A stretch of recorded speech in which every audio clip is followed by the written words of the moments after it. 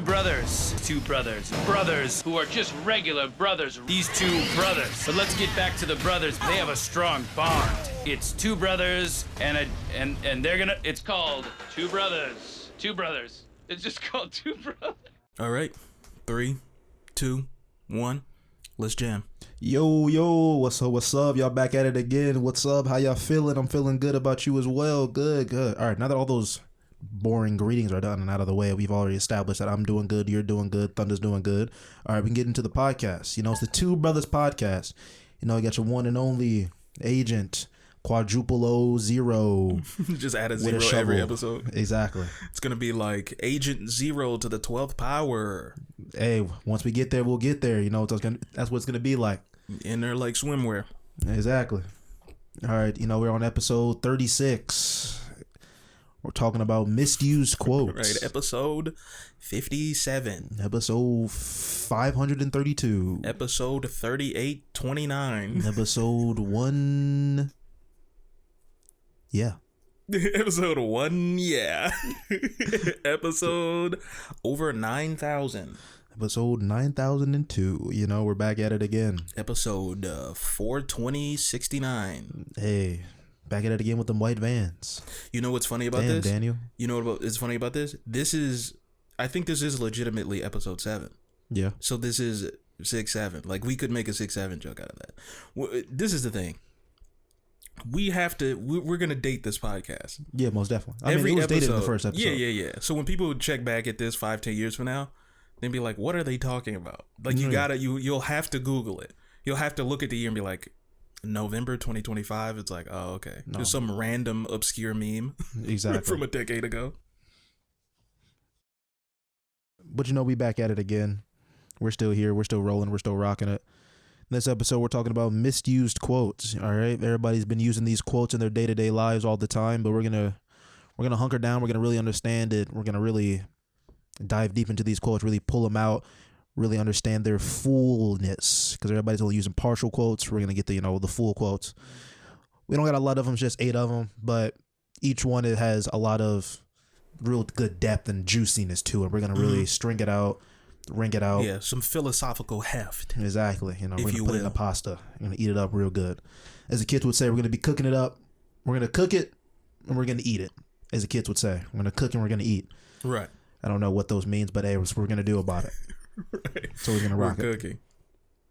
So, first quote. One that everyone always uses, talking about their family and all that jazz and all that. You know, quote number 1 is, "Blood is thicker than water." Right. It's a famous quote. Everybody uses it. I know I've used it half a dozen times. What do you think it means? Blood is thicker than water, meaning it's like family relation, like blood, relative, DNA is thicker than water. So it's like thick, meaning basically it just means family stays together. Exactly. You know, those family bonds, those are things that are the most important, not those friendship bonds that you make with the people on the street or the people that you grow up with. It's like, right. Those bonds with your family member that you hold blood with, that's the most important bonds, because at the end of the day, they're your blood and everyone else isn't. Correct. That's wrong. Everyone's been using that quote wrong. Incorrect, completely. So the real quote is, "The blood of the covenant is thicker than the water of the womb." That's a lot more words. Yeah, that's considerably more words in those sentences. Exactly. That's what a lot of these quotes are going to be. It's just going to be more words. But every time it's more words, it adds more layers to it. Yeah. All right. So like jack of all trades, master of none. Exactly. But better than what was it? It's like, but better than only a master of one or something like that. Like the full quote is actually, like, usually when people say that, it's like, oh, jack of all trades, master of none. It's like they're kind of denigrating, like, oh, you know a little bit from a bunch of different stuff, but you haven't mastered one thing. But the full quote is, it's better than actually only being a master of one. So It's like people kind of actually hide that. You're limiting yourself. If you're just a master of one thing, then you're limiting yourself. And is that a spoiler alert? Is that on the list? No. Okay, good. Then I'm glad I put it in. No, you're good. You're chilling. So from my understanding, that larger quote of the blood of the covenant is thicker than the water of the womb is really telling you, hey, just because those people are your family doesn't mean that you should be putting them at a higher status. The people that you meet along the way, those friends that you make, those connections that you make with other people, that's what really matters. They're still valid, yeah. Exactly. Yeah, I agree with that. I mean, do you agree with that? I mean, yeah, that's what I just said. Is that not literally what I just said? No. Listen back to a podcast, bro. Yeah, bro. It's like, what are you talking about? But no, yeah. Because you have to really understand it.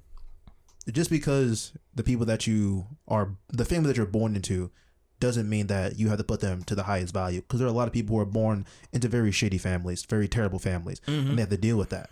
But at the same time, they don't have to deal with that. At a certain age, the ripe age of 316, you can leave that family. Right. And you can go make your own family. Right, The people that you met along the way. So, I say all that to say, just leave your family and just move to Japan. Forget everybody. Correct. If you're already in Japan, leave Japan. right. For 2 days and then come back to Japan. Yeah. Just go next door. Yeah. Just go to vacation. Yeah. Just Exactly. go to Taiwan, come back, Be all like, hey, cool out. I forgot about you guys. It's even worse in Japan because they're all about, like, they have a very strong family value structure out in those more Asian cultures. So it's just, like, they hate this quote completely. They're like, no. Yeah, it's a lot of very, like, familial bonds, but that goes back to, like, a more ancient time. Like, you know, things like that were a pretty big deal. Like, how do you really have, like, political alliances were basically all, like, bloodlines and stuff. Precisely. And it's like, where do you find purpose? It's like, will you find purpose in family? You find it in your bloodline. You find it, because I mean, like, your government was essentially your family. So it's like, when you get to present day, it's like, it don't technically really work like that anymore, bro. So it's like, if you're like, you know, mom's a dickhead, then your mom's a dickhead, and you just gotta let that go. Which was always a foreign idea to me, because whenever I would meet people and be like, yeah, I hate my mom, I'm like, what are you talking about? How do you hate your mom? It's like, Exactly. It's your mom, bro. But I'm saying that because, you know, our mom was sick, so Yeah, it was we like, had a dope mom. but it's like, but also it's like, I don't like my dad because my dad's just never been around. I was like, but that always felt different to me because it's like, my relationship to him is non-existent. Yeah. So it's like, I don't even really have any feelings for him, negative or positive. He's a stranger. So the same way I have about feelings for like a pedestrian in the street is the same thing. So it's like, the idea that if he was in my life, I would actively not like him is a foreign concept. I didn't even get it. But it's like, nah, I guess I do get it then. Because I was like, I don't really mess with him. So it's like, if you do have people who are technically your blood and technically your DNA, if they don't do right by you, then it's like, then it doesn't even really matter. Then it doesn't matter. It can't count. Because my dad has like 8 kids. So it's like, I don't even know if he talks to any of them. And he has 8 kids. So those are like my siblings. Don't know a thing about them. Couldn't tell you a name. Haven't seen them for a day in your life. Couldn't tell you anything. I don't even know. I think I can't even remember if it's like, I think it was like I have a lot of sisters. I think it was like 7 sisters and 2 brothers. That's a but lot I of people. also don't even remember that. It might be 3 brothers and 6 sisters. I might have the math wrong. It might be, I don't even know how many there are. You might have 10 brothers and no sisters. I have no clue. You might just have 1 sister and no brothers at all. Well, you have one. You have me. But you might have right. 9 sisters and 1 brother. So, yeah. Gosh, Lee. Yeah. You think we could take them? Oh, yeah, most definitely. 2v9? Easy. We could clinch it? Easy. I mean, yeah. We got to do some reconnaissance. We can't go in blind. We can't. No, that's perfectly fine. We can't go in half cocked. Bruh.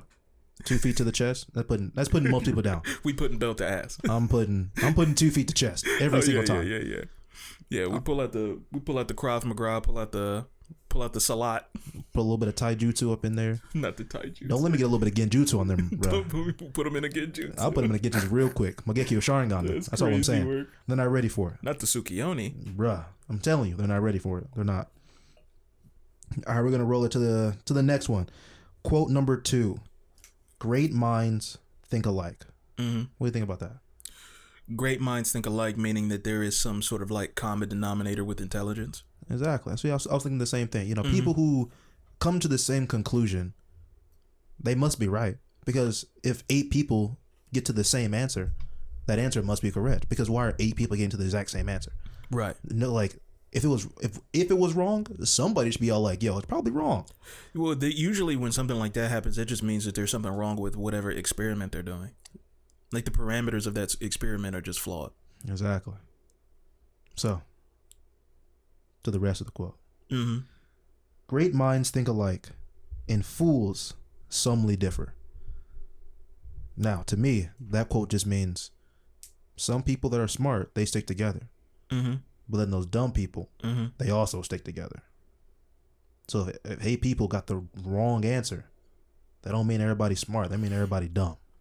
Right. So it's like if you meet a group of people who think alike, you have to determine if this is a dumb group or a smart group. Exactly. But similar people do flock together. Basically, birds of a feather flock together too. Yeah, I was going to bring that one up too. No, that's not on here. Okay. But I was going to bring it up to like connect with it. Mm-hmm.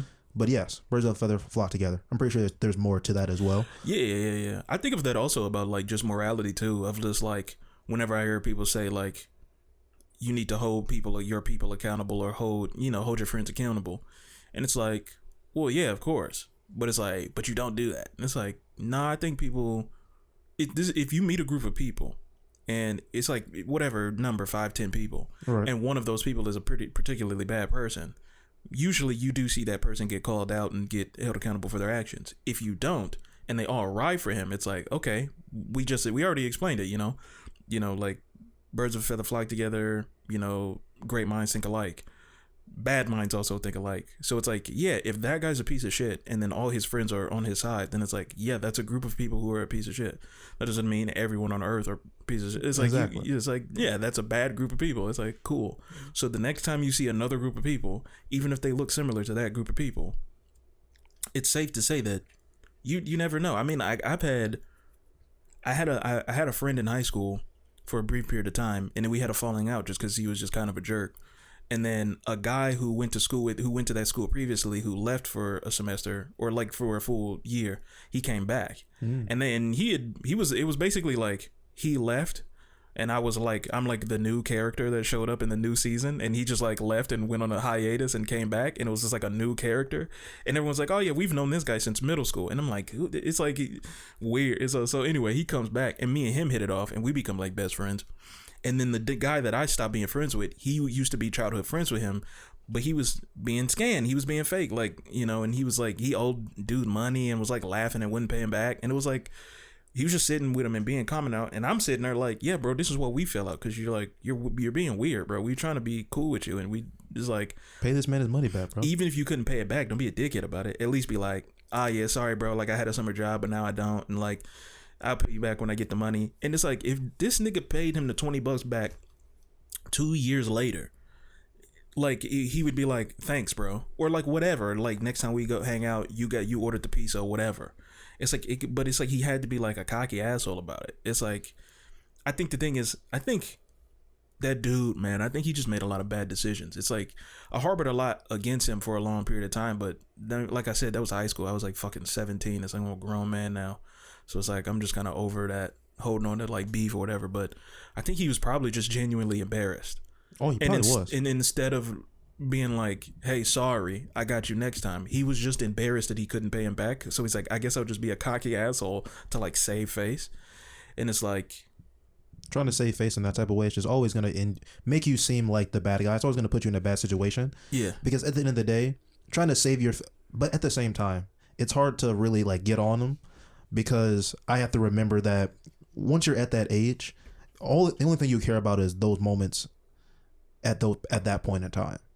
So you're not worried about what's going to be down the line. You're just worried about these people right next to me. Like, what are they going to think about me? How are their perception of me going to change how I'm going to be moving in my next day and my day after that? But like when it comes to those great minds and those solemn minds, really have to remember that just because the group of people that you hang out with have the same thought process doesn't mean it's always going to be doesn't mean it's always the great process. Doesn't mean it's always the great thought path. Sometimes you got to switch it up, get into a different group, really feel out which group is yours, and then really stick with that one once you figure out like, all right, these are my people. Because like for us, it's like we go hang out with some anime heads and we're like, cool, like these guys, that's the anime group head guys, right? Like those guys, great minds, all right, we're all thinking alike. But the second we get into like corporate business, they're not about that. So they're going to be the Sonda minds. They're not going to have the right thought process. Basically, we got to switch over to a different group at that point. So it's all about, being able to switch to different groups and understand, like, just because you're switching groups doesn't mean that make you a worse person or anything. It just means that your brain is more adaptable to multiple situations, where some people can't do. Some people can't really understand that fully, and they feel bad about themselves. They think other people are worse because they're constantly switching, when it's just, no. It's just about being more mentally capable of furthering whatever words, big words for y'all people. Yeah, it's about being congruent. It's just about, finding, because everybody is like, it's this weird balance of everybody being kind of like an individual while simultaneously being a part of a group. Exactly. Like it's like you have certain elements. It's like if there's like 5 different elements to your personality, it's like each one of those elements are like pretty basic, but the combination of all 5 of them is where the uniqueness come from. So if you go to a group, you may have one thing in common with everyone in that group, but the other 4 things you don't have in common. So then you have to find someone where they really meet the 4 or 5 things that are the most common, and where you really, because sometimes you can meet a group that's pretty dysfunctional. Mm-hmm. Because they all only have like maybe one thing in common. But then it's like when you meet a group of people that have multiple things in common, that's where it really gets, that's where I don't know what the word would be, but that's where really the synergy comes from. And that's where like real bonding and real like community comes from, is when you have a group of people who are really like-minded. And you can even extrapolate that to overall culture. It's like you can't take a bunch of people from a different culture that have been there for generations and then think you can just like airdrop them, just like, like a care package, just airdrop them off in a random like location. Right, in a random location from, on the other side of the planet. That's not going to work well. It's like those 2 cultures are completely different. They're not going to mix. You know what I'm saying? You can say that about anybody. You can say that about, Chinese and Indians, or Indians and Pakistanis. It's like you can't just swap people like that, and like you can't just drop off 1,000 people and Indians in China and think that that's gonna go well. Exactly. It's not. It's really not, bro. Very much it's not. You got to get the right covenant together. All right, got to get that right group of people, and then y'all can roll with it. Speaking of rolling, I'm dead. Optimus Prime. Autobots. Roll out. We moving on to quote number 3. All right, curiosity killed the cat. Mm-hmm. Now, when we're talking about curiosity killing the cat, every time we talk about cats in a general sense, my immediate thought process is Tom and Jerry. Mm-hmm. That's the first cat I always think about when I think of cats. Now we talk about curiosity killing a cat. Curiosity is Jerry. Tom is Tom. Mm-hmm. Jerry is constantly killing Tom. Curiosity killing a cat all day long. I know I rhymed there. Forget about it. Keep moving. Rhyming accidentally. Forget about it. Move on. Exactly. So curiosity is killing the cat. You can't be too curious about things. It's going to put you in a downfall. You got to have the correct level of curiosity about things, a level of wonder. Mm-hmm. Some people think that once you get to a certain age, you can't have that anymore. Like wonderness and curiosity, that's for the young kids. Once you hit your 20s, 30s, 40s, 50s, you got to stop all the curiosity stuff out. Got to quote unquote mature and just understand things without, being curious about new things. Which don't make sense to me, because, hey, I say stay curious out there, So you think that's what the quote means? No, I think the quote means you should stop caring about things. No, I think the quote means that you can't let your misunderstanding or lack of knowledge be the thing that puts you into a routine that isn't something you should be on. If you stay on this routine of trying to figure out new things constantly, then you'll never find the answer to one thing.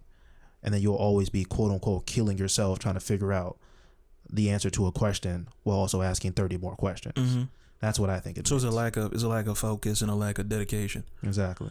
I think what it means is curiosity killed the cat. It's not necessarily that you need to mature or you need to stop thinking at some point. I think it's more, it's like, I feel like as like a writer, when you come up with ideas and you're constantly writing stories, when you kind of just let it kind of organically flow, you see the things that you gravitate to. And I've noticed that in all of my stories, the central kind of theme or the central kind of point is that extremes are bad. So it's very pro nuance, and it's good to have convictions about things. It's good to have a hard yes and a hard no. You can't be maybe and wishy-washy and gray all the time. Sometimes you have to have conviction. But I also think it's like it's like you have to have balance, and balance doesn't mean you lack conviction. And at the same, but I think specifically the quote is about like curiosity killed the cat, in the sense of like if you have too much curiosity, if you're just that's all you do, then it's like you're gonna find your curiosity is gonna put you into compromising situations, basically. So it's like I think you need to have a healthy level of curiosity. I think it also is kind of like it's about like Icarus. like with the wax wings in the Greek mythology, flying too close to the sun. Yep. It's like, it's pretty sick that the nigga made wax wings and flew. Exactly. But it's like he flew too close to the sun. It's like, you can fly, but don't fly too close to the sun. Like, flying is ridiculous. Don't overreach yourself. Right. It's like, you already were flying, bro. That's cool. You didn't have to hit the sun. You took really it too didn't. far. But the rest of the quote, the antithesis, it's not the antithesis. I wanted to use that really big word for y'all. Right. Of the quote is, curiosity killed the cat, but satisfaction brought it back. Yeah, so satisfaction brought it back. So yeah, that's what I think is like, if you're a curious person, what are you looking for? You're looking for satisfaction. So the satisfaction brings you back. But I also think it's like, the point still stands of like, your curiosity can take you to places where you might be in a compromised situation. So it's like, I mean, it's kind of like Indiana Jones or something like that, or, you know, like a paleontologist or something, or people who try to discover things or uncover things. It's like, sometimes you can go too far, you know, like or a tornado chaser or like a ghost hunter or something like that. If you ever find yourself in a situation where shit's too far, it's time to get out. Exactly. It's like, I'm looking for a tornado. It's like, well, you found it. It's time to go. Like, if you see it on the horizon, it's like, all right, it's time. We don't need to get too close to it. You found it. It's right there. You can go ahead and go back. Bro, those adrenaline junkies, those people, I feel like those people are the idea of curiosity killed the cat and satisfaction brought it back, because they're looking for that adrenaline hit every single time. So they're curious about, all right, what's going to be the next adrenaline hit? So that curiosity, then they go out, they go do it. They might die. 80% of the time, they're risking their lives. Yeah, or, you know, like the guys from Jackass, like Steve-O and all those guys. Those guys, get them out of here. And it's like, you know, Steve-O dealt with drugs and alcohol and all sorts of stuff. And it's like, yeah, of course he did. Yeah. It's like, of course that type of guy, that shocks no one. Because it's like, yeah, if you're this adrenaline junkie, I'll do anything. I'll like put me in a porta potty and flip it in the air 30 times and like electrocute me and fill me with a crate full of scorpions and kick me in the balls and set me on fire. It's like, yeah, this guy is like, he needs just like the highest level of like stimulation. He needs like electrodes into his brain. Like, this is like, if this guy was back in the day where they would electroshock therapy people, it just wouldn't work. He would just be like, hit me again. He's you like, know, that's all y'all got. Amp it up. and it's like, yeah, that's definitely a situation where it's like, tone it down. Exactly. Because this whole quote is just talking about how once you find that satisfaction, you're gonna go back to being curious again. You're gonna look for that next thing, and that's the whole. And I feel like that's the good thing of it. It's like, you can be curious, and it can get you to a point where you're putting yourself in dangerous situations. But once you overcome those dangerous situations, now you're going to be curious again about the next thing, and hopefully that next thing isn't going to be as dangerous in a more physical sense. It's not going to put you in physical danger, but it's going to put your lack of understanding in danger, and that's what's more important. That's what's healthier, Right. because having your non-understanding, having misinformation in danger, that's a good thing, because then you're understanding new information, understanding good information, the correct information, and that's what you truly want. That's what you need in real life. You don't need to have this misinformation a lot of people are spewing out here on the media and in textbooks and whatnots. Have that be in danger of being buried. Have the misinformation be buried by the truth. Right. And that's where the satisfaction is coming into play. That's what I believe. Yeah, it's like, I have trouble saying this word, but it's like obfuscation. Like obfuscate. It's like basically like a mask or a smoke screen. All right. Is to obfuscate something, is to like, people are constantly trying to, it's like there's a difference between something being simple and something being surface level. So it's like, an idea can be simple. That doesn't necessarily mean it lacks depth or that it's surface level. Right. And I think that people can, people try to obfuscate and try to stop you from seeing depth, and they try to keep things simple, and they try to keep it surface level. And it's like, this idea can be simple, and we can have complexity, and we can go in depth, but that doesn't mean that it's not a simple idea, and that doesn't mean we have to stay on the surface level. And every time you try to go deeper, they obfuscate, they cover it up, and they try to bring you back to the surface. And it's like, people like to wax poetic and like to sound like, but it's like, you're still on the surface. You're just talking a lot. and people can yap and talk a lot and not say pretty much anything, and that's different from actually having any sort of like depth or complexity or seeing things on multiple levels. But yeah, I think you should be curious, but I think you should know where the limit of that, know where the curiosity probably needs to end. I'm feeling you. Speaking of curiosity, you curious about the next quote? Good. Good. Quote number. Have I gotten your curiosity? Quote number 4. Rome wasn't built in a day. Mm-hmm. Now, we're talking about Rome wasn't built in a day. Well, yeah, obviously no city was built in a single day, but it's more so to really have people understand that some tasks are not going to be completed as quickly as you think it is. You got to take your time, got to slow down with it. Really fine tune the things that you're trying to really fine tune, you know, let yourself build into what you're trying to build up to, not try and rush it, because once you rush it, then you're going to get the Tower of Babylon. Tower of Babylon? I think it's the Tower of Babylon. Babel. Yeah, whatever. That tower that fell down after only being created for like 13 days and 13 nights. Yeah, the Tower of Babel, yeah. Yeah, you know, they were trying too hard. They're trying to make a tower to reach into the heavens. Don't overreach yourself. All right. Do you think that the Tower of Babel story, though, is kind of similar to just like space exploration to a certain degree? Yes. It's kind of the same concept of like, we're going to build a tower to touch the heavens. And then once we get a bit more real knowledge about the universe, the concept is still the same. It's like, let's reach the heavens. Let's go into space. Let's go further. Yeah. I mean, do you think that that's bad? Do you think that that's like a fool's errand type situation? To go into outer space? No, not at all. Hey, hit outer space completely. Since it's a quote unquote infinite void that is ever expanding, why not try to, you know, see what's out there? Especially since NASA was I hear, now don't quote me on this. Mm-hmm. I don't know this for sure. I saw one post, did one little research on it, that NASA was originally created to explore the sea. They explored about 4 to 5% of it and then said, we're done down here. We're going to go to outer space, which means they probably got too scared of whatever was down there and said, you know what's easier to explore? Outer space, because it's less scary out there, which has me terrified. Yeah, I hear that all the time, that like we know more about space than we do about the ocean, which is like, dog. How we know more about crazy, things that are 3 billion light years away? How we know more about stuff that's that far away, but we don't know what's underneath our own feet? Y'all need to figure something out. Yeah, there's this thing, this type of fear, you know, like arachnophobia and something. It's like sort of phobia thing where it's like you're afraid of things that are like abnormally like large or big. Some people have it to the point that they can't even really be in cities because skyscrapers just freak them out.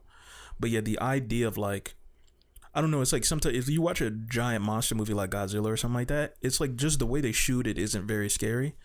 But it's like the idea of like first person really being on the ground and looking up at a skyscraper, but then like some sort of humanoid thing comes around the corner, sends genuine chills down my spine. Oh yeah, most and definitely. Like I know when I'm really scared of something when I feel nauseous, because something can surprise me, or something if you were to jump around a corner and I didn't know you were there and be like, I would be like, whoa, and I would feel it like in my heart, because it would just be like adrenaline. I'd be like, like you shocked me, but I'm not scared. I know what fear feels like in me, and it's like something like that will put a pit in my stomach. Any sort of like, that's true fear right there. Sea monster, any sort of kraken, any sort of anything like that, any sort of like giant space thing that like is bigger than Earth is like, if I was like on the moon and I saw some sort of giant interdimensional being just like eat Earth, so Galactus or whatever. Yeah, I was about to say, you're basically talking about absolute Galactus at this point. Yeah. Absolute Galactus is, man, my worst nightmare. The photo they put out for absolute Galactus, his mouth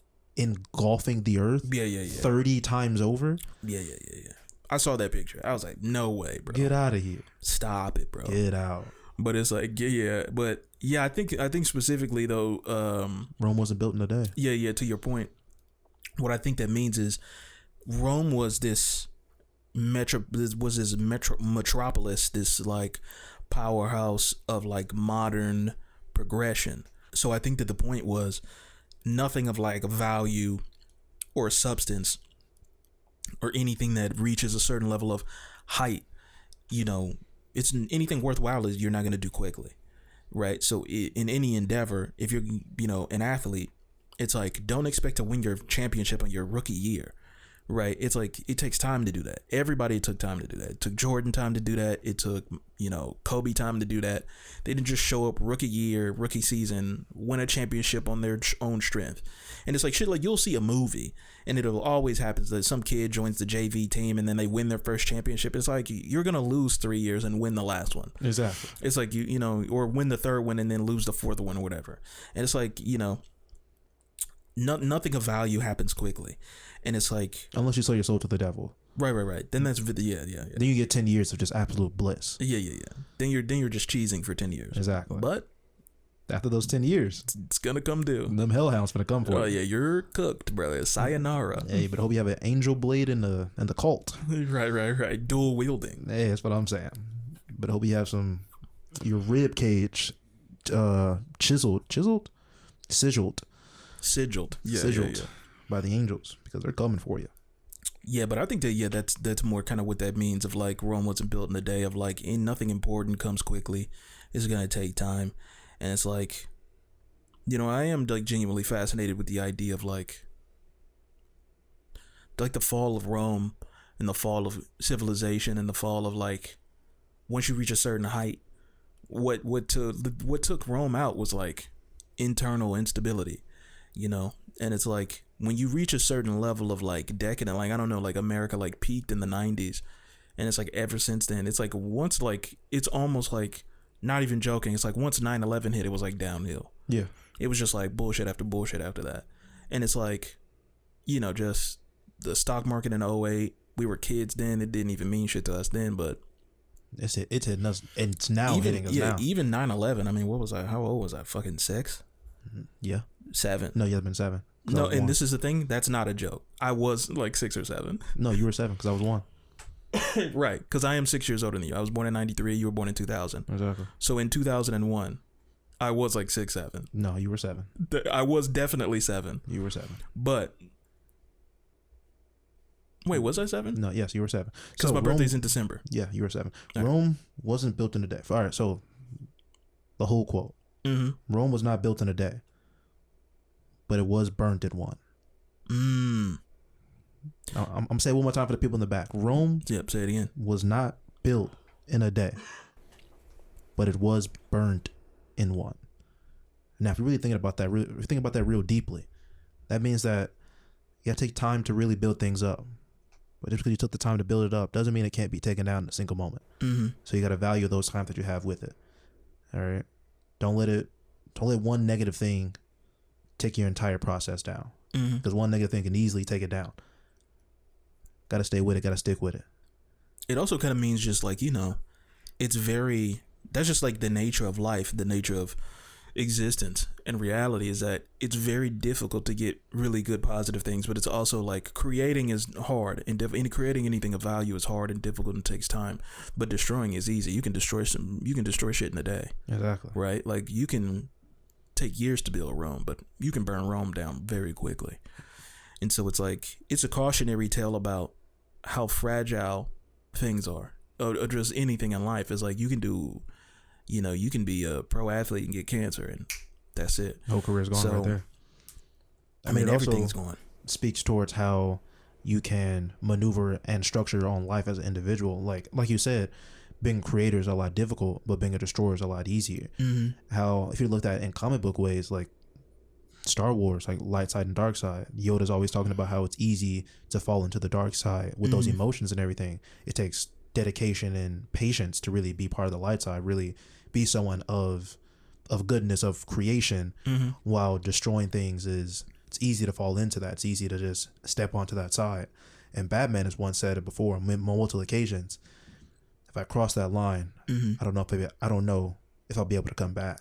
Yeah, and I mean, and that's a really good example, because like, I mean, like, they trained Anakin since he was a kid. Exactly. It took them years to train Anakin, and it took Palpatine days to have him fall to the dark side. Easy. Weeks, maybe. No, not even. It took him less than a week. It's like, and even if you said, well, he had plans for Anakin since he was a kid and he was just sowing seeds, but it's like, this nigga was sowing seeds here and there for a couple years, but y'all really was like, y'all raised this nigga. Like, this nigga lived with Obi-Wan. Yeah. It's like, you took your best guy and was like, hey, raise this kid. And this other bad guy planted a couple seeds and cooked. He didn't really do it. Like all the work he did was at the end. Was setting the empire up and messing with the Republic's like law system and everything. And maybe I'm tripping, but I think it was something where like his dreams, his visions of Padme dying, I think it was like Palpatine was the one influencing that. Most definitely was. Yeah, so it's like yeah. So it's like, I mean, that's pretty accurate. I think it's like, it also reminds me of a quote from the Bible. I think I can't remember if it's in like.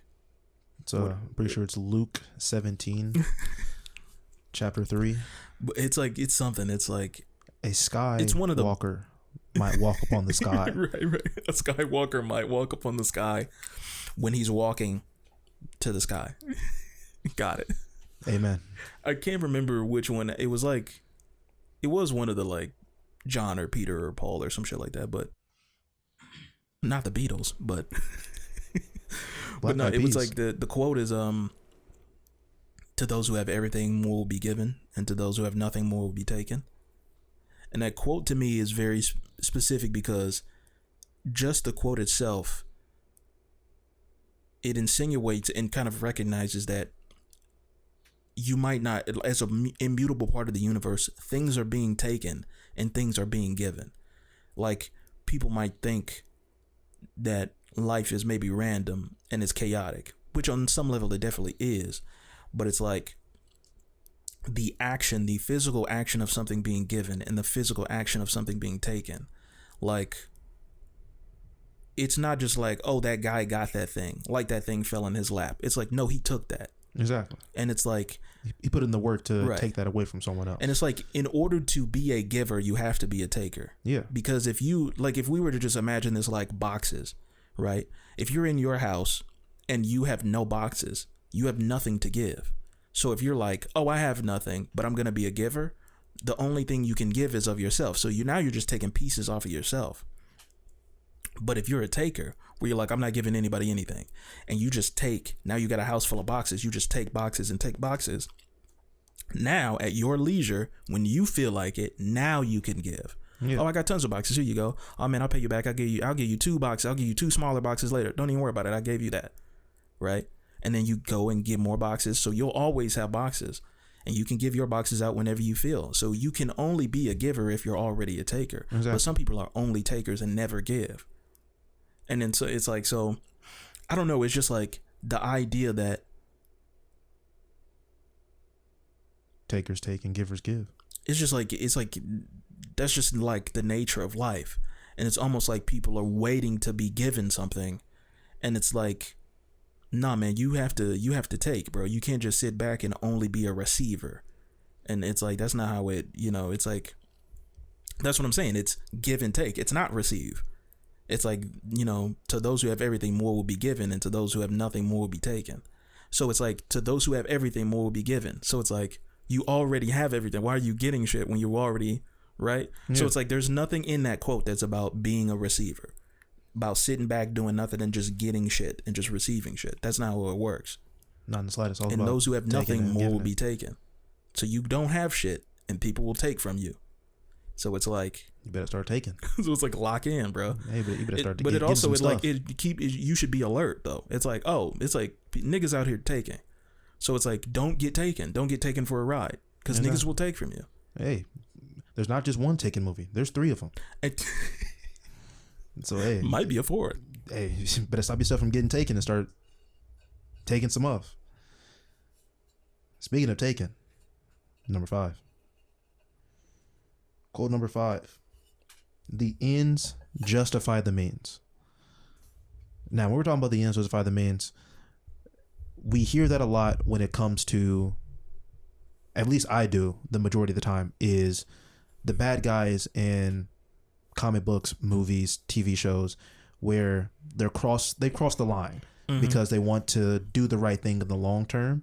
So they have to do this bad thing right now.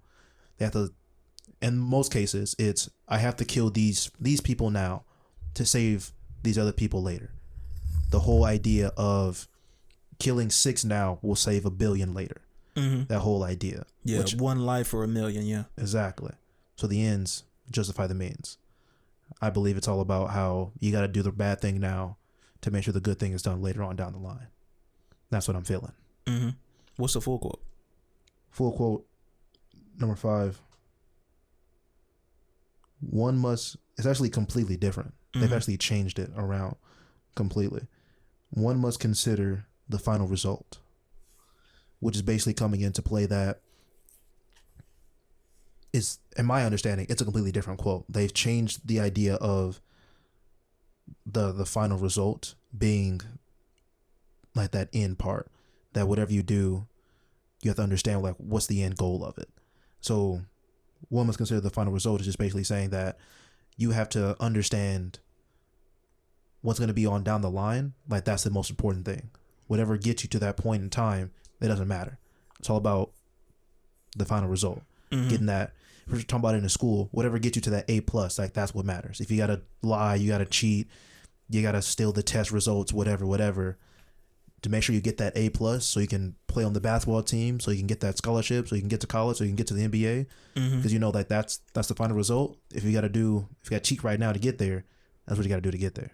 Yeah, I think it's like, I can't remember we're talking about quotes, but yeah, it is something like that where people say like, you know, if your philosophy or if your worldview or your ideology or if what you believe in brought you to this conclusion and it's a negative conclusion, then what was the point of the value? What was the point of having it? Clearly it wasn't that good if it brought you to this place. But I think more so the ends justify the means. I don't think that that's incorrect technically. I think that, you know, sometimes things are hard in life and you have to do hard things to get a positive conclusion. But obviously sometimes people just misuse it. Obviously you can just be cruel and be an asshole and be like, no, I had to do it. And it's like, even if you had to be an asshole in a situation, it's like you could be, look, man, if you can be even slightly less of an asshole in a situation, it's like, please do it. If you have to go to war with somebody, when they're done, they're done. You don't also have to like, all right, now we're going to kill all your kids. It's like, that's not necessary. It's like, we got it. It's like you decimated them. Exactly. It's like, but at the same time, there was this movie called Gideon's Game. Gideon's Game? Yeah, I think it's Gideon's Game. Where he had talked about, this main character kid was getting bullied by this other kid. And so once he retaliated, he like beat him down. The bully kid was on the ground, but then he started stomping on him. Gideon, the main character, he started like stomping on him, beating him down. And later on, he was asked like, "Why did you do that?" And he said like, "I don't have an answer." And it's like, no, like why'd you do it? Like we really want to understand. He's like, because I wanted to win every future battle to come. He's like, so he's trying to win. Not only trying to win this fight now, he's trying to win the fights for the future, so it doesn't happen again. Which is quote unquote what they're trying to do with killing their kids, because, you know, the eye for an eye type thing, you know, the cycle of vengeance. But at the same time, if we set up a peace treaty, ain't nobody got to go to war no more. Right. Like, it's really just a bunch of people who want more stuff that they don't need. Going back to the giver's give and the taker's take. People want stuff that they don't need. You have enough. Stop doing all this extra stuff. All right. Stay in your lanes. Stay in your lanes. Yeah. It's this thing. It's just like a real event that happened in history where, like India gave gave aid to like China, and then like China just like took a piece of their like land, like a very valuable piece of land. And this is when like India wasn't very militarized, and India, in a time of China's very deep need, helped them for just out of the kindness of their heart. And then when the Indians needed help, China like took this big route, like a trade route that they needed, and India was in this big battle, and they just got completely totally obliterated. And it was like, for someone that we have no beef with them, we've literally never done anything wrong to them. In fact, we've actively helped them, and also they've never done anything else. It's like, it's zero incentive for this. There's no reason for this. It's like purely like greed and cruelty. It's like pure greed and cruelty. It couldn't be. It's 110% greed and cruelty. Couldn't be anything else. And it's like, to this day, they're like, fuck the Chinese forever. Yeah. And it's like, that's the type of shit that you do to people. It's like, it's one thing to be like, somebody hits you and then you hit them a little bit too hard back. It's like your best friend. It's like your best friend killing your dog for no reason. It's like, Jesus. It's like, you're my. It's like. And then once you ask them why they do it, they're like, Because I wanted to. Right. Somebody paid me to do it or something. It's like, Jesus. No, at least someone paid them to do it. Like, that's more understandable. Because then it's like, okay, you were paid to do it. I'm going to beat you up, and then I'm going to go beat up the person who paid you to do it. Yeah. But if you just did it because you wanted to. Yeah, out of the pure hatred in your heart. It's just like, so you were never on my side to begin with. You just played with my emotions for all these years. We were perfectly fine coexisting together, and you decided to come do this just because you could. Just because you wanted more. It's like, yeah, bro, I'm definitely going to take out my aggression upon you every time I see you. That's not what India did, but I'm just saying. If it was me, it was my quote-unquote friend. They're not breathing no more. That's all I'm saying.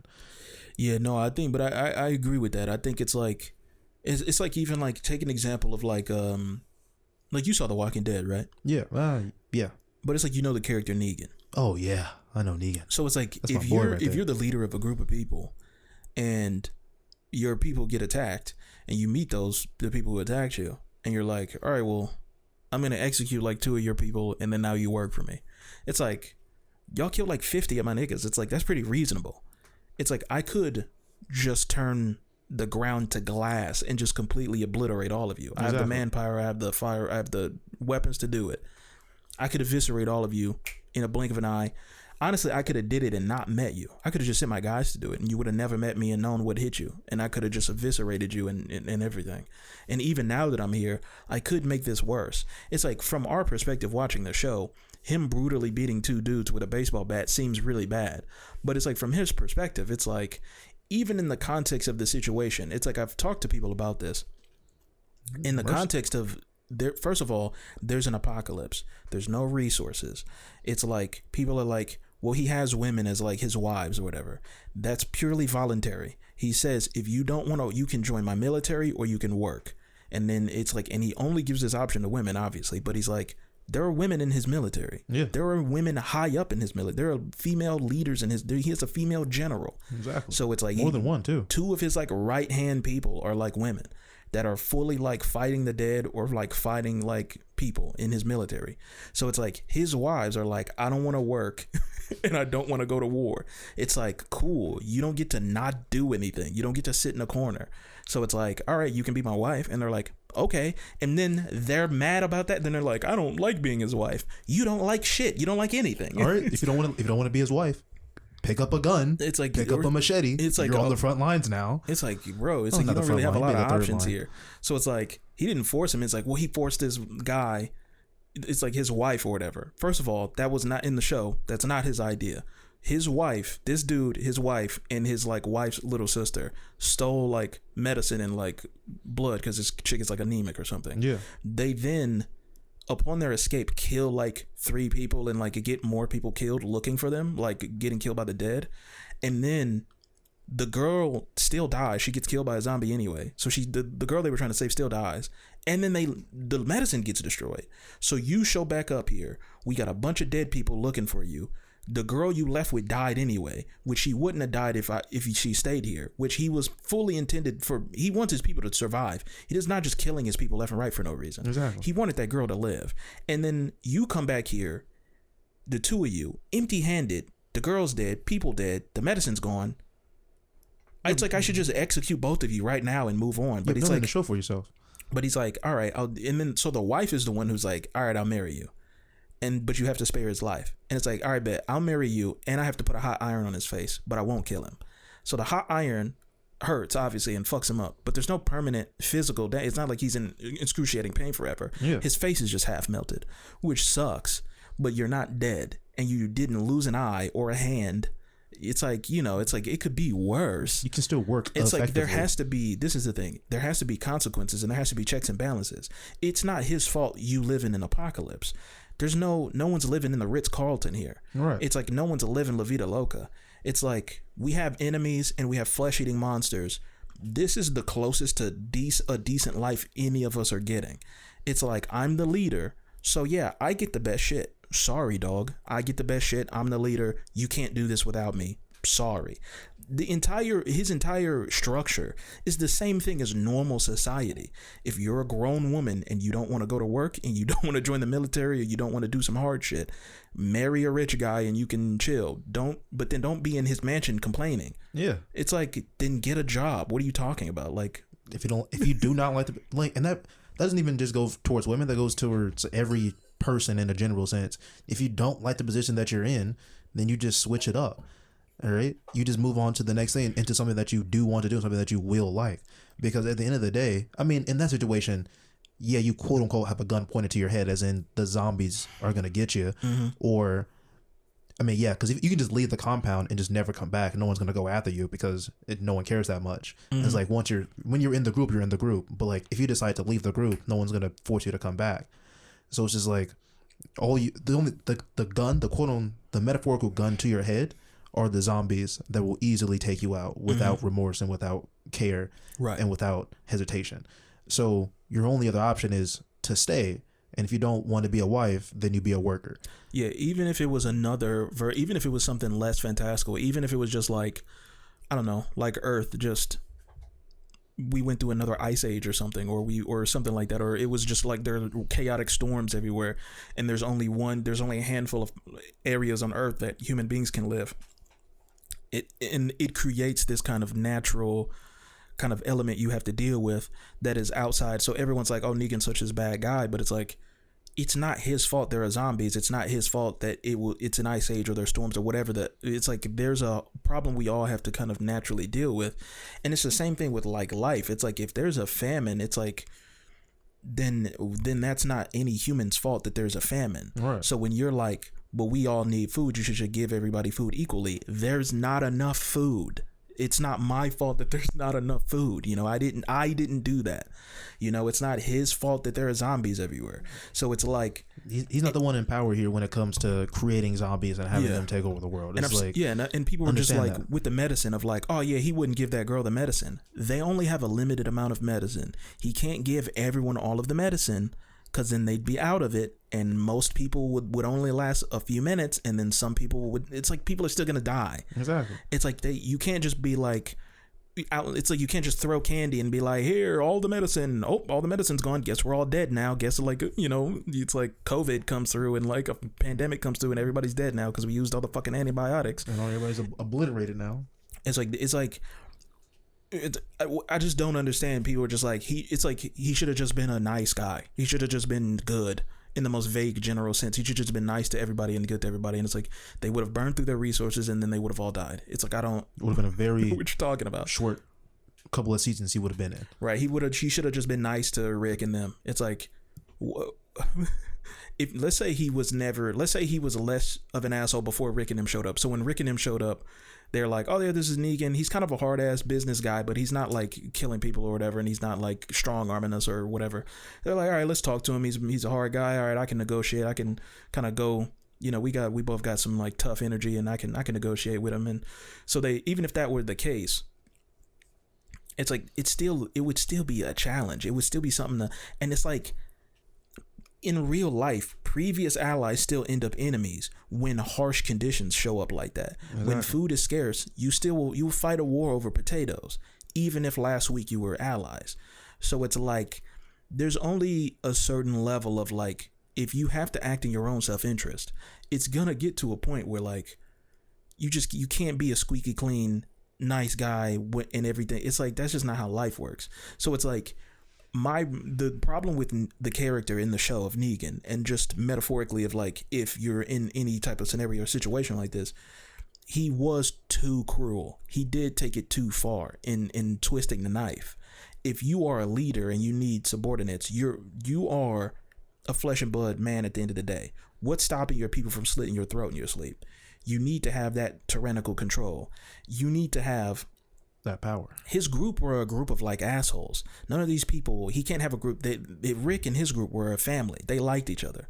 He's like, these people don't really like me. So it's like, okay, I need them to like fear and respect me. So when I come around, I make everybody kneel because I'm the king. So when I come around, you kneel. So that makes it's like psychologically, he even tells a character named Carl. He tells him like, when he is addressing all of his people, and they all kneel, and he's like speaking to them, he does a speech, then he stops talking to them and starts talking to Carl. And so there's like a whole minute where he's like, you notice they're all still on their knees, and then he's like, all right, as you were, and then they all get up and he's like, he has to have that level of control. If he doesn't, it's 1,000 of them and one of him. Yeah. So it's just like, it's like, if you're in a scenario like Rick is, where everyone likes him, and he's like, it's like cool. It's all Machiavelli.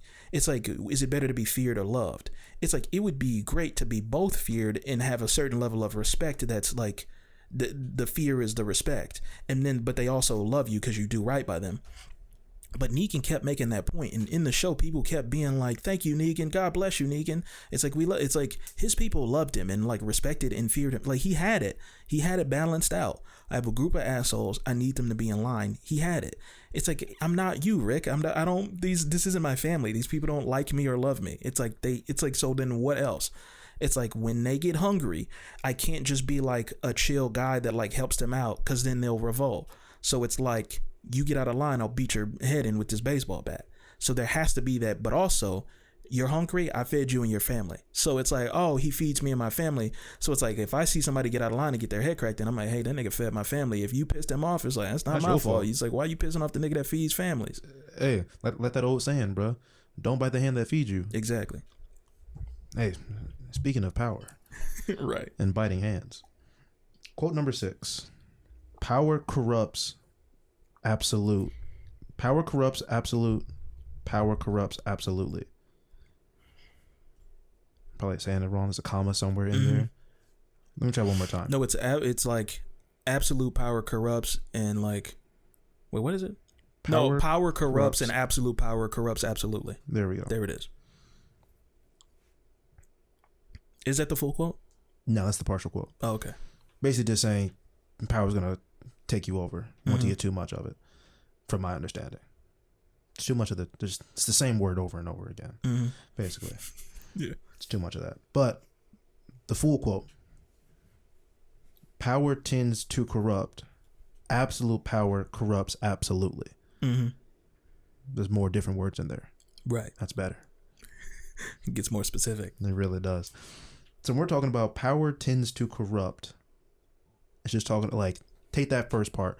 It's just like, if you have too much power, you're more than likely you're going to start changing your ways into ways that aren't aligning with what you truly are, what you truly believe. But then once you get to that second part, absolute power corrupts absolutely, which basically just ties back into like your whole Negan thing. So it's just like, once you have like that certain level of power, like you have to use that to your advantage to make sure that people don't come against you. Like you have to make sure that that absolute power that you have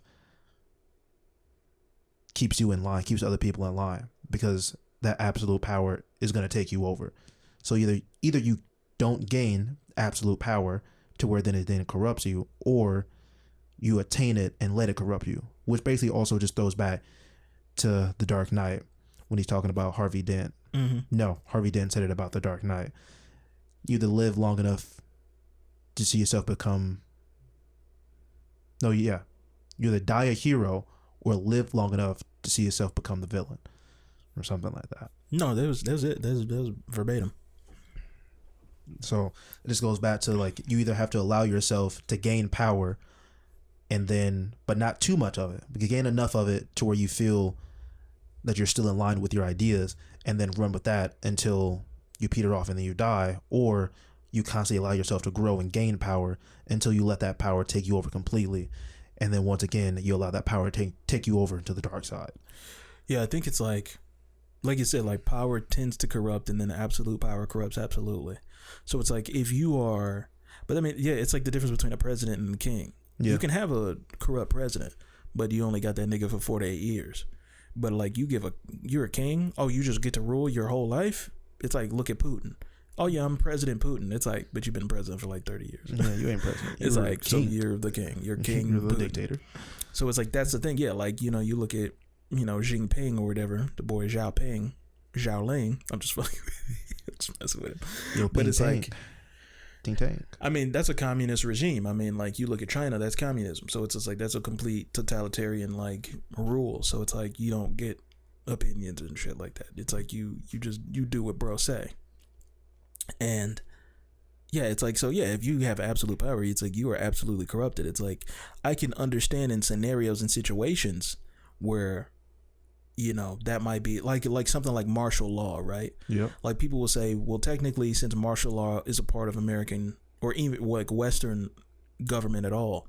The fact that in a dire situation, we can just say martial law and all of your rights are gone. It's like, well, if you can just take them away, then we don't really have them, which is like, I guess, kinda.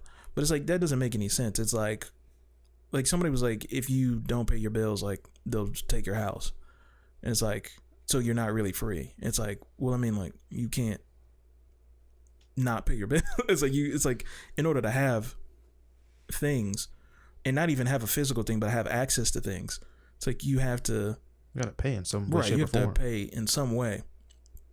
So it's like, yeah, you don't own it if you don't. Just look at the concept of owning. Like, what does that even mean? Like, what is owning something?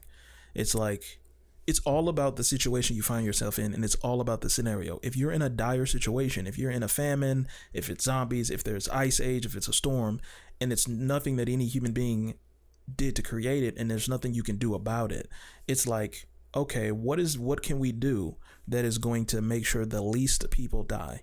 It's like, okay, well, if that means some of you don't get rights, then it's like, all right, if there's riots in the street, it's like, if there's mad crime in your city, expect the National Guard to show up. Yeah. If you niggas can't act right, expect the fucking government to show, expect the military to show up, bro. It's their job. It's like, we can't keep things in asking you right. politely to do shit. We can't keep slapping you on the wrist. We can't keep giving you 2 years and you get out and you keep doing shit. Eventually, it's like, you see, like, there was this new, I think it was the Venezuelan president, where they just started rounding up gang members. And it's like obvious niggas with like covered head to toe in like tattoos, gang affiliate tattoos. It's like, if we just catch you with those tattoos, you're going to jail. And it's just like, yeah, if you have a completely crime-ridden, like 80-90% crime, it's like, yeah, like savage, brutal gang members, it's like, yeah, fuck you, bro. I don't care about due process. Fuck you. It's like, you've just been terrorizing a country for 30 years. Like, Yeah, get out of here, bro. What my rights? It's like, yeah, and what do you do with your rights? Just terrorize innocent people? It's like, yeah, You don't deserve cooked, those bro. rights. If you're actively and purposefully doing this for the love of the game, Yeah. terrorizing people, you're no longer an active citizen. You're just a terrorist. Because that's like, literally what you're doing. You're causing terror on a mass scale. That's a terrorist by definition. I think people don't understand that, like, when you want to have, you know what cognitive dissonance is? Cognitive dissonance is not having, just so you know, he shook his head. He knows what cognitive dissonance is. I'm explaining to you what cognitive dissonance is. I don't want you to think he's dumb. He knows what it is. I'm not explaining to him. I'm explaining to you. That took 8 years of psychology. Right. He took 8 years. He probably knows more than me. So, if you basically, it means you have two or more opposing ideas that conflict with each other. So the opposite of that, of having like synergetic thinking, meaning all of the ideas you have in a row all kind of are congruent with each other and make sense with each other. So if you understand what the world is, you understand what Earth is, you understand what a country is, what a landmass is, what a civilization is, you understand what an animal is, you understand what human beings are, what Homo sapiens are, then you get to a point where you understand there is a certain level of understanding, of enlightenment, and of consciousness that human beings have. There's a limit. And it's like, there's no perfect utopia where there's no crime and there's no bad guys. There are only certain circumstances and only certain it's like through a keyhole. It's like threading a needle. There are only certain circumstances. Me and you were blessed to be born in the 90s and the early 2000s with modern technology and electricity and government and police and all of these things. The second if the sun was to hit Earth with a solar flare and just cook all the electronics tonight, we're fucked. The next week, people are rioting in the streets, killing their neighbors for a can of beans. Oh yeah, it's I know I am. fragile. So when people it's such a level of like, I don't know, just like a lack of understanding of like just what reality is. It's like, there is no perfect utopia where nothing bad ever happens to everybody and everyone's nice to each other and the government just has infinite resources and the government should just be a nice teddy bear big brother, and they should never, like a nice big brother, like not the mean big brother, but like not the spying on you big brother. But it's like, that's just not how life works, bro. You have to understand, when you're in your house with your electricity and your air conditioning, sitting on your couch, watching TV, eating your Uber Eats, eating your DoorDash, it's like, you should be like, that should feel like a transcendent experience. it's like every other human being before you was like in the dirt, mud, eating worms. Like, bro, like you should feel blessed. It's like, dog, because that shit could get taken from you so quick. So instantly. It's like to be like, but if they hit martial art, they could take. It's like, but they haven't. It's like you're watching Friends. It's like you're eating a burrito. It's like, dog, it's like you live in America. You have the First Amendment. But what if they take martial art? Then your goofy ass should have an AK-47 already. It's like, what do you mean? If they're going to hit you with martial law, yo, bro, hit them with... There's some type of wrestler move with the word martial in it, something. But hit him with the people's elbow. I thought you say they hit you with martial law. You hit him with the Marshall Falk or something. I don't know. Hit him with the Isn't Falcon the nigga punch. from Tekken? Isn't his name Law? Isn't his full name Marshall Law? Probably. I think it is. I'm not a big Tekken guy. Somebody is. Somebody knows. You're not a big Tekken guy? Nah. I fuck with Tekken heavy, man. Yeah, I mean, it's cool. What and are you all that. more, Mortal Kombat than Tekken?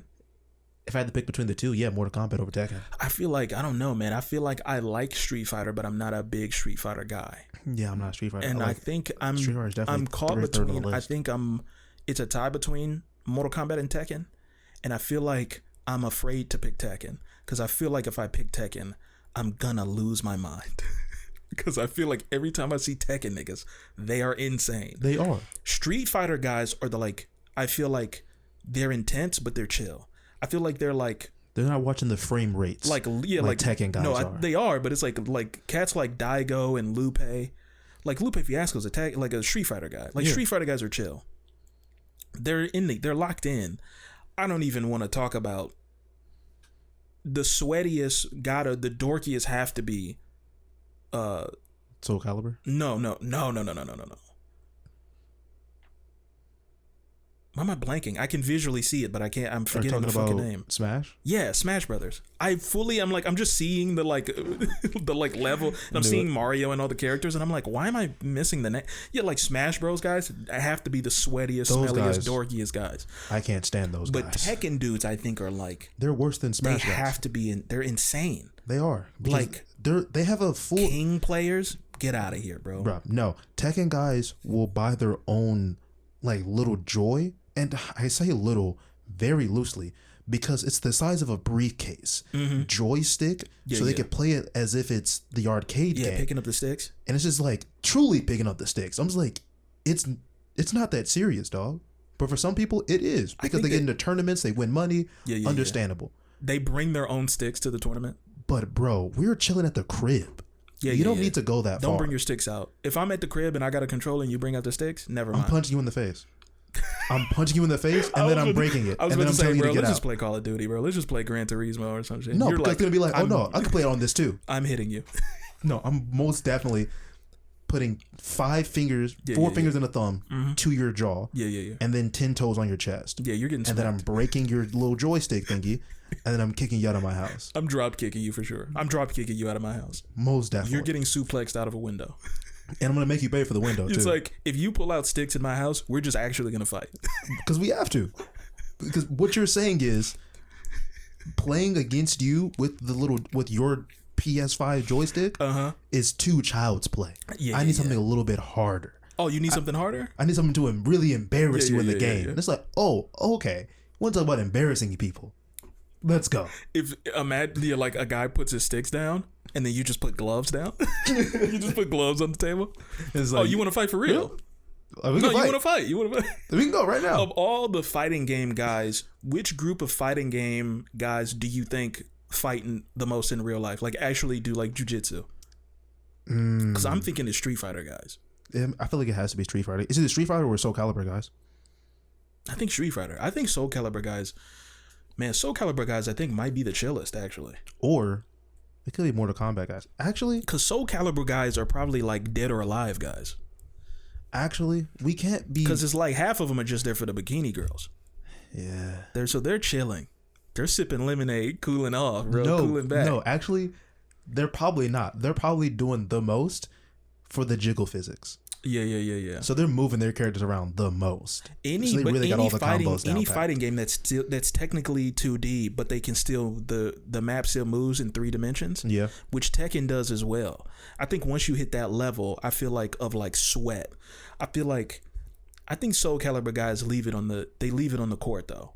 Okay. But I feel like Tekken guys have to be the most insane. Yeah. Street Fighter guys will definitely run the hands with you in real life. Tekken guys are probably also the same type of guys that get real obscure. Like they start talking about like King of Fighters and shit like that, like obscure shit. Yeah. And maybe even Japanese shit that never made it over to the States. But like, I definitely heard some Street Fighter guys. Not Street Fighter. Mortal Kombat has to be the most mainstream, I think. It is. I think it's because between Scorpion and Sub-Zero, I think the fact that they just like the fire ninjas and the ice guy or whatever. Mm-hmm. And the slime guy. That's just the most, yeah. That's just the most. Because I feel like maybe Street Fighter is the most famous. And it's like, if you really ask somebody about fighting games, like just a normie, like a random person on the street, like a random, someone's random grandmother knows, like, get over here. And they're like, oh, that's that boy from that, from that video game. That's that my ninja boy plays. From the, oh, get over here. Like, I think most people know that. And maybe like a Hoiduken. Like, people know what a Hoiduken is. You could ask a random, sorority girl, like, Hoiduken, and they'll be like, I'm not sure about that one. No, I think they would. Not a random sorority girl. Maybe not sorority girl. Maybe just a random. Maybe it's a generational thing. Maybe you might have to actually ask a chick who's like 25 to 30. You can ask like an 18-year-old chick. No, you can.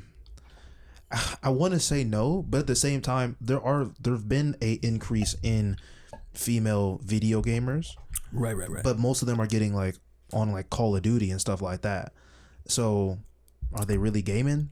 I don't know. I think it's like gaming, whenever I see statistics of like actually 70% of gamers are women, it's like they're adding shit like Candy Crush. Yeah. It's like you can't put fucking Bejeweled bullshit in here. Don't give me that. And be like, and it's like look at the fan bases that have a lot of women. It's always like Sims.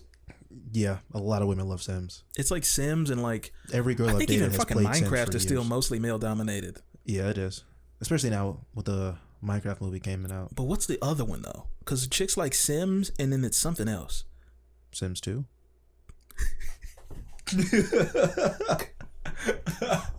You know what? He's not wrong. I can't even hold him. He's not wrong.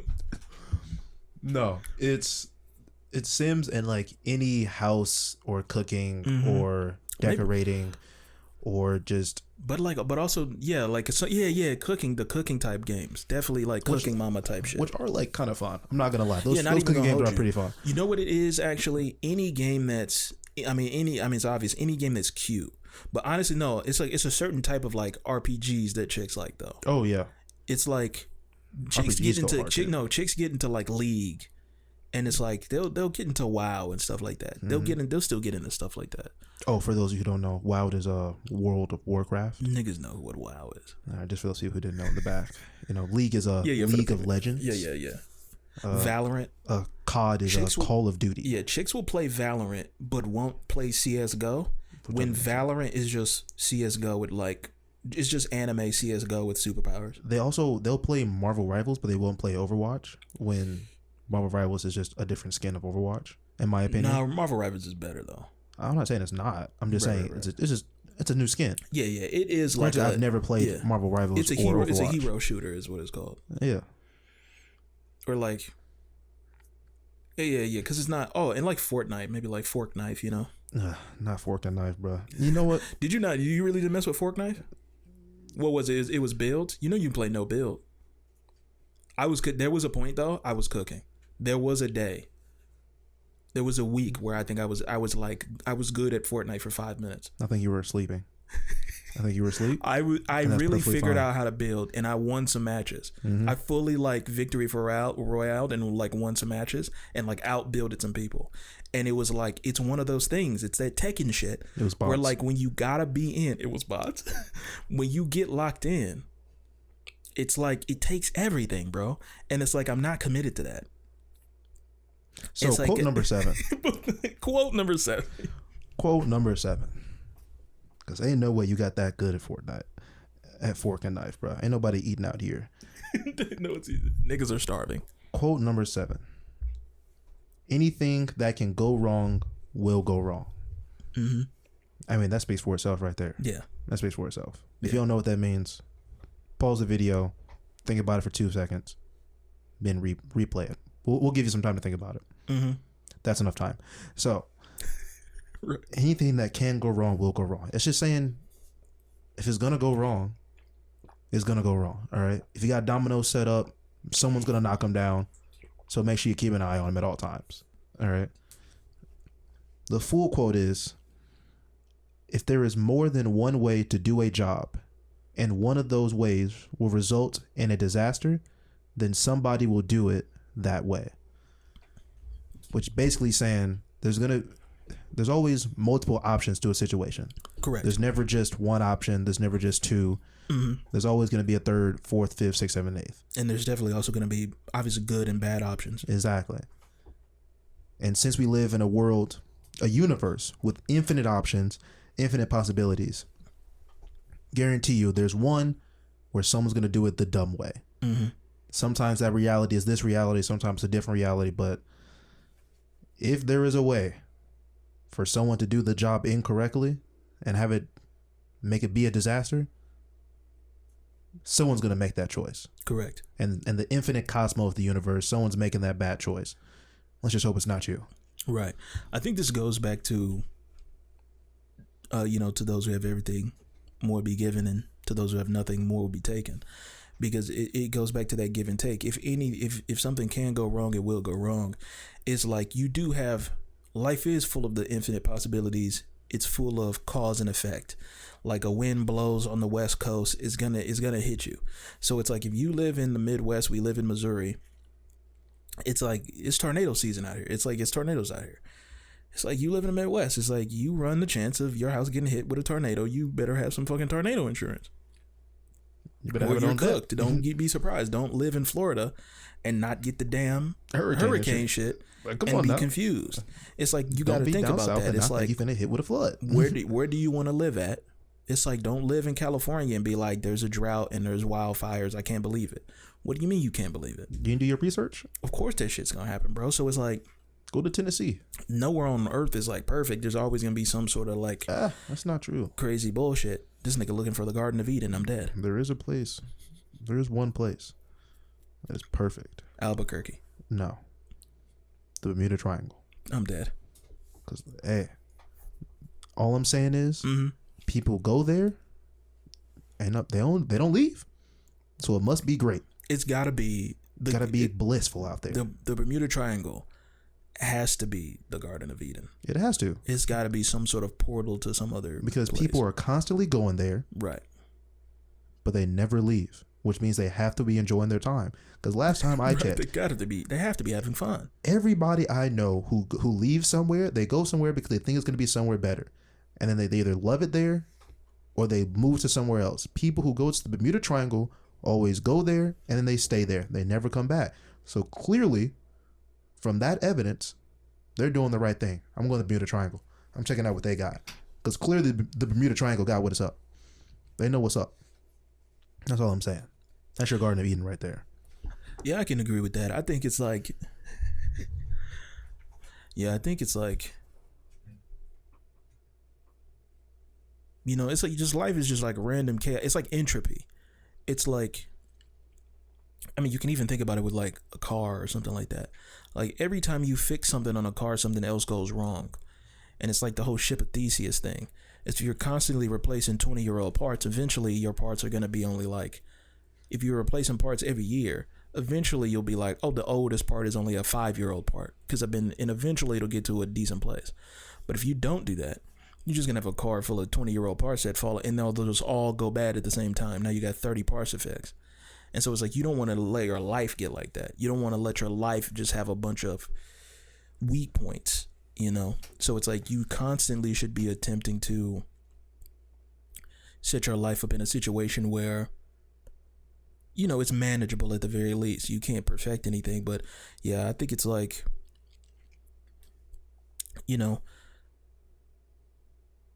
sometimes it's like people are like, let's say you're like a doctor or something like that, and you work damn near 364 days out of the year, and then you get that one day off, and it's like you're working, but you never really get to enjoy anything because all you do is work. So then it's like you come home to your big mansion with all your stuff, but you can't enjoy the stuff because you're tired and you never have any time. So then what's even the point of like being in that position. So it just goes back to balance. So it's like if you're like, oh, everything's gonna go wrong, so I need to be in a position that nothing ever bad happens or nothing ever goes wrong, and then you can't be so fucked up where you never even try. You need to find the balance of, I work hard, I have things, I dot my I's and cross my T's, but then you got to leave some wiggle room for, some shit went wrong, but sometimes shit goes wrong and then you end up in a better place. You're like, oh man, if my car never broke down, then I would have never met this person, or this thing would have never happened, or I would have never figured this out, and blah, blah, blah. I would never have the success that I was able to have unless this failure have not happened beforehand.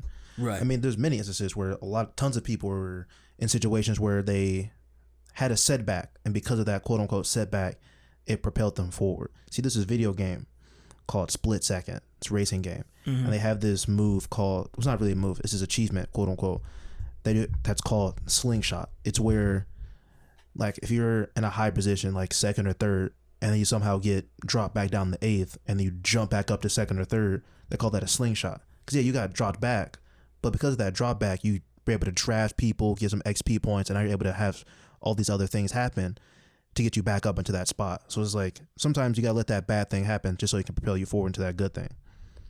Speaking of a good thing. Speaking of a good thing, yeah, I feel it. Quote number 8. And our last quote on the list, save the best for last, not really. Quote number 8. Not really, I'm dead. But it is one that, it's going to touch some people in their chest. It's going to have some people feeling some type of way. It's going to touch some people. Like, what? But hey, we're going to have it done. We're going to get it done. Hell hath no fury like a woman scorned. Now, to me, that just means there's nothing worse on this earth. On this earth, in heaven or hell, there's nothing worse than a woman being mad at you. And honestly, with the women in our lives, I'm with that. I understand that one. I'm behind that one 100%. But the full quote is, heaven has no rage like love to hatred towards, nor hell a fury like a woman scorned. I'm going to go ahead and read that back for y'all, for y'all in the background. Yeah, read it again. Heaven has no rage like love to hatred turned, nor hell a fury like a woman's scorn. Which basically it's basically saying that hatred that woman in your life has for you is basically her showing you that, hey, I have this strong emotion because I have this love for you, because I have so much compassion for you, that what you're doing, it hurts. Mm-hmm. So I want you to understand these emotions that I'm feeling, because if I didn't have these emotions for you, I just let it slide by me. It wouldn't matter at all. So I'm letting you know how I feel about it. Yeah. Sometimes it come off bad, sometimes it come off good, but right now, there ain't nothing like the amount of emotions that I'm feeling for you. Yeah, I heard that too. Yeah, what the fuck was that? There's a tree. Oh, okay. But yeah, I think it's like, that's the thing, the measurement of emotion is like you feeling intense emotion. Like you can love someone with the same intensity that you hate another person or something. And then your level of how much you love someone, if that person does something, you will then, if you cross that person, then the level of intensity I loved you is now the level of intensity that I hate you. Precisely. So it's kind of like, if you have someone that you don't really give a shit about, right? Like, it's just about your level of investment. If you met some random stranger at a bus stop and they're like, oh man, I love crack. It's just, crack is, you gotta do crack. It's the greatest thing ever. And it's like, if you were talking to them, you'd be like, sure, buddy. Good for you, bro. Yeah, man. You keep doing that crack. You keep cracking on. Yeah, keep cracking on. But it's like, if I was to talk to you, you were like, hey man, you're my brother, and you're just like, man, I'm thinking about doing crack. I hear it's great. I'd be like, I would do a 3-hour PowerPoint presentation on why you should absolutely never do crack. I mean, but if we really think about it, crack. Mm-hmm. If we spell it out, what's that? 5 letters? CRACK. Mm-hmm. Crack. That's 5 letters. What else has 5 letters? Heaven. Does it? HEAVEN. Damn. 6. Damn. I thought I had it. I thought I had it off the dome. I thought you were gonna go with like love, and I'm like, love is 4. No. I mean, then he went heaven. I was off like, by 1. Like, is that? I was off by 1. But you know what does have 5 letters? Ghost. Ghost. Ghost. And you know crack what? kills. No. Because of the Holy Ghost. Oh, okay. The Holy Ghost. Holy Ghost. You know what the Holy Ghost is? What? It's the part of the Trinity. Mm-hmm. The Father and the Son and the Holy Ghost. Mm-hmm. There's nothing better than the Holy Trinity. Right. Because you did that backflip on that one guy. Right. And Trinity is in the Matrix. Yes. She did that scorpion kick. And we all want to be like Trinity. That scorpion kick was fire. That was definitely sick, yeah. So I'm going to do crack so it can be like Trinity. Exactly. And meet God. Came full circle. Which is Morpheus. We got it. We're there, baby. I'm finna start crack. No, I'm doing crack tomorrow, everybody. Let's go. Getting some crack in me. I'm finna unlock from the Matrix. We did it, folks. That was the whole point of this podcast. I was like, we started the podcast. I'm like, I wonder if by the end of this we could get Keon to do crack. Yes. And here I am doing crack. Easy. It was fantastic. We did it all. Good layup. But yeah, you know, that intense emotion that they have for you is just shown in that anger. Because like you said, it's that flip. It's like I have this strong emotional connection to you in a positive way. But then once you do this bad thing that I know isn't good for you, now it's flipped because it's like a level of disappointment where it's like, I want you to do better. I need you to do better for yourself, not just for me. So it's like you're doing the wrong thing and I want you to be better. So I'm gonna be on you. I'm gonna be pushing you so that you can be better and do better and everything. So women, dang, no, let me pull it back up for you. Let me pull it back up for you. Nope, past it.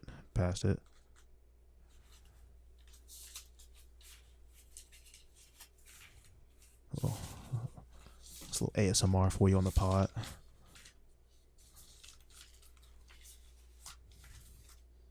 Heaven has no rage like love to hatred, nor hell a fury like a woman scorn.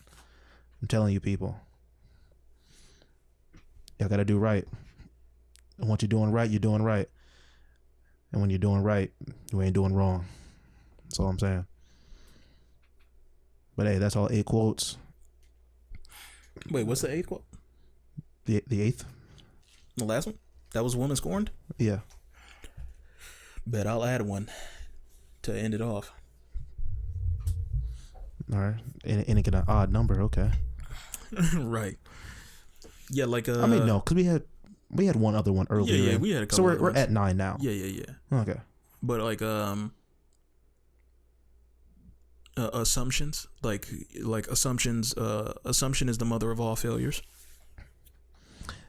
That makes me think about, there was someone told me this many of years ago, but to assume something is to make an ass out of you and me. Mm-hmm. I heard someone say that like a long time ago, and I was like, I like that because it makes sense, because you're putting yourself in a situation where you don't really know what's going to happen. Mm-hmm. So you're making yourself pretend like you do know what's going to happen. Yeah, you're just guessing. And because you're doing that, like more than likely you're going to mess up. Yeah, you're just bullshitting, really. So this is a nice way to say bullshitting. Yeah. So what did you say again? Assumption is the mother of all failures. It is indeed. You know, you're putting yourself in a situation where you think you understand something to a high level, and then once that thing is then turned on you, now you failed. You don't know what you're doing.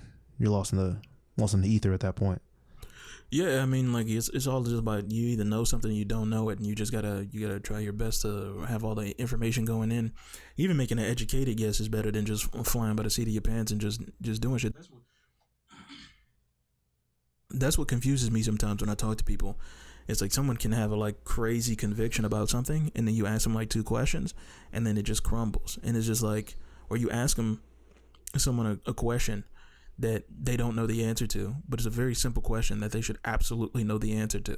And it's like, how do you function in life if you don't even understand the most like basic tenets of like the things you think and believe? It's like, how are you living? It's like, that doesn't even make sense. It's like and they just don't even have an existential kind of like moment to actually think about it. They're just like, whatever. It's like, Some people just have like duct tape on their lives, like on their brain, on their mind. They're barely holding together, like not even duct tape, like Scotch tape. Like there's not even Scotch tape. We're talking strings, like and not old a lot Scotch of it. tape that's barely sticky anymore. They're just falling apart, and it's like, I don't know how you function, bro. You just be doing shit, and it's like some people just do shit, and it's like another quote that I like is it's not even a quote. It's the creed, the Assassin's Creed. Nothing is true. Everything is permitted. Law arises not from divinity, but from reason. But also, and this is not a part of the Assassin's Creed. This is something that Sosuke Aizen said in Bleach. Reason exists for those who cling to it. So it's like, that's interesting to me. Nothing is true. Everything is permitted. Law arises not from divinity, but from reason. And reason exists to those who cling to it. Come on in 2 different quotes together. 3. Basically. Yeah, 2. Because they're 2 different quotes, but it's like, I remember thinking of listening to the Assassin's Creed and being like, yeah, law arises not from divinity, but from reason. So a law is in like a rule. So if you have a rule for your life, it doesn't just come from the divine or divinity, which is like, has a religious spin to it, but it just means ideology. So you shouldn't make rules for your life based on ideology, because ideology is inherently flawed because it's too fixed. It's not flexible or malleable. It's not, you can't, too much of an absolute. Yeah, you can't adjust it to different scenarios and specific scenarios. So it just doesn't, it halts free thinking. So anyone that feels like, that's why I don't like concepts like being woke and being red pill, which are kind of opposing to each other, are ultimately the same thing. Because taking the red pill is like based on the Matrix, like you wake up and you see the real world. It's this idea of, and both are the, I'm woke, I'm not asleep, I know things other people don't, I can see behind the scenes and blah, blah, blah. It's both of these are ideas of, I've gained enlightenment, I know everything, I don't have to keep thinking. So it halts your critical thinking. You think you figured everything out. You'll never figure everything out. That's the thing about wisdom, is that it never ends. You could be 1,000 years old, you'll be smarter than when you were 500. So it's like, I'm against both of those. At the core of their philosophy, I'm against both of them, because it halts your thinking and it makes you think that I'm this big smart, big whiz, I got everything. I'm old smarty. I'm big smarty pants. And so that's why I like the whole, nothing is true, everything is permitted. Nothing is true, meaning no philosophy is totally true. Everything is permitted. That creed doesn't call you to be free, it calls you to be wise, because it's more of a harrowing task. It's more harrowing to be like, no, there isn't this. It's very simple to think life is just a straight road and you can do anything. But imagine it's just 360 degrees. Imagine being on the ocean, and people talk about being freaked out about the ocean because you can look 360 degrees and it's infinite. That's more scary than walking on a road. So it's like, oh, nothing is true, everything is permitted. That should scare you. Mm-hmm. It's too much randomness. It's too much chaos. It's like, oh, so you're telling me anyone can do anything at any point ever? Yes. So even a good person can just lose it and become a psycho and kill you, or like whatever. Like, that's the Joker right there. People can just be infinitely dumb or whatever. It's like anything can happen at any moment and any person can choose anything. It's like, that's actually way more scary, bro. You might want to lock in and get some rigidity. You might want to get some conviction. So it's like, and then law arises not from divinity but from reason. But reason exists for those who cling to it.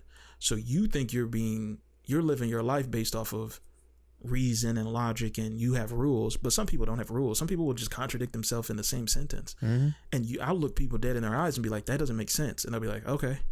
It's like, oh, you just don't give a shit that you don't make sense, that your life doesn't make sense. It's like, what? You're just purposely out here allowing yourself to not be educated on the things that you're saying, mm-hmm. allowing yourself to talk into a circle and then contradict yourself and then just be okay with doing that. Yeah. Doesn't make sense. It feels to me, it's like, we were talking about The Walking Dead earlier. There's this character in Walking Dead, his name's Abraham. And he was like, there's a scene where he's with another character and there's a zombie behind a glass door. And he's trying to find out how to get the door open so he can kill the zombie. And she's like, just leave him. Like, he's behind the door. And he's like, no, I'm going to kill. What are you talking about? And he's like, why does it matter? It's like, why? She's more like, why do you have to like do things? Like, why do you have to keep doing things? It's like, and he's like, loose ends make my ass itch. And it's like, I can't just I can't just go to sleep with this fucking zombie 2 feet from. What if he breaks the glass and chews on my face while I'm asleep? Which is like, yeah, correct. It's like, there are certain things that just, that concept to me of reason doesn't exist to those who cling to it.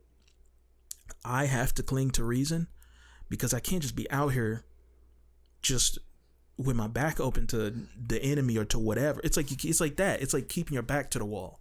I know that the wall's on my back, so anything coming has to come to the front so I can handle it. I can't have shit in my blind spot. You know, it's like I just can't function like that. Like I can't. It's like it's completely antithetical to who I am as a person. It's like wet socks. It's like you get your socks wet, and it's like, oh, you need dry socks immediately. I can't. I don't like when my hands are sticky.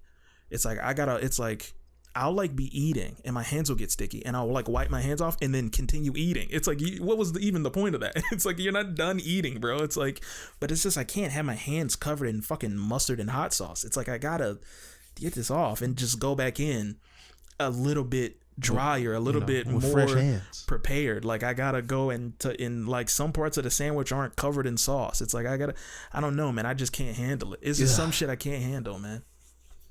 Yeah, bro. Hey, a lot of people can't handle a lot of things. Correct. Hey, bro, but hey, some people were able to handle this episode, and that's what really matters. Mm-hmm. All right, if they stuck through it. I'm pretty sure some people had some ideas of their own while they were listening, but you know, we gonna end it. We'll end it right here. You know, we had a bunch of quotes. We had some nice quotes out there. Mm-hmm. We're not gonna talk about our favorite quotes because that's boring. No one wants to hear about what our favorite quotes were. Because who wants to hear about two guys and their favorite quotes? So my favorite quote was quote number 3. Right. No, but we're going to end it right here. We're going to let y'all, you know, get out there, enjoy your world. And if it's the beginning of the day for you, good morning. If it's the evening, good afternoon. If it's the night, why are you still awake? Go to sleep. Good job. But hey, we're going to see y'all in the next one. Y'all stay peaceful out there. Peace. And remember, don't get killed by the cat. I mean, don't get killed by the curiosity. And don't let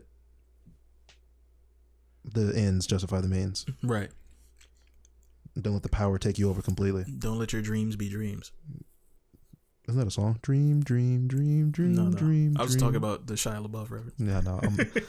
I'm over here with Lava Girl and Shark Boy. Oh, yeah. Yeah, that's the movie. Yeah, there we go. That's G. They gotta make a sequel to that. No. They're all grown up now? They did make a sequel to it. Oh, they did? Yeah. I gotta lock in. No. Don't watch it. I gotta tune in. I got you right here. I got you in 30 seconds. Uh-huh. Lava Girl is not in it. Shark Boy is in it. He looks dumb. The story is dumb. The kids, because all these new kids, the kids are the heroes being trained by aliens to do nothing. That's the movie. I just saw it. That's it. Thanks. And all of it's bad. Okay. All of it's bad. Don't waste your time. It always sucks when like a fun bad movie, then they do a sequel, and then it's just bad. Yeah. And it's like not fun, bad. It's like you had one job. One. You didn't even really need to try. No. You only had to try a little bit. And y'all tried like to Spy make Kids it bad. Is dumb. Oh yeah, but it's the first fun. one's good. Second one's good. No, the first 3 are good. Yeah. Because after the first 3, right? Because you just thought bad. of the third one. It was like, wait, which one was the third one? Oh, that was the video game one. Oh yeah, that was good. It's like yeah. So it's like, oh, the Spy Kids trilogy is sick. Actually, exactly. The Spy Kids trilogy is good. After that, it goes downhill. Mm-hmm. But we're gonna be out. Yeah. We'll see y'all in the next one. Peace. Stay frosty. Peace. Sayonara. Okay.